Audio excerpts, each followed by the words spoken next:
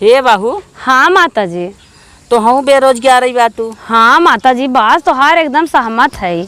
हूँ बेरोजगार ही बाटी। हाँ तब का कहत हूँ? पूरा परिवार बेरोजगार बा। हाँ चल तू एक बाबा हम जानित है। हाँ चल तू हाथ होत बिचरवाई जा देखी का। अरे माता जी तू एकदम बात सही के हाथ हो। चला कुछ तो उद्धार हो भाई। कह रहे लक्ष्मी आई तब घरे खर्चा बर्चा चले। हाँ हाँ चला चला।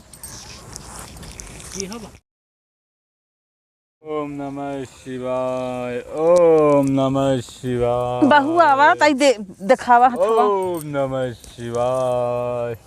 ओम नमः अरे शिवाय। हम कताऊ देखे रहे। ओम ये नमः तो सिलवा शिवाय। पापा है। ओम अरे ए बाहू बाबा हाथ दिखावा।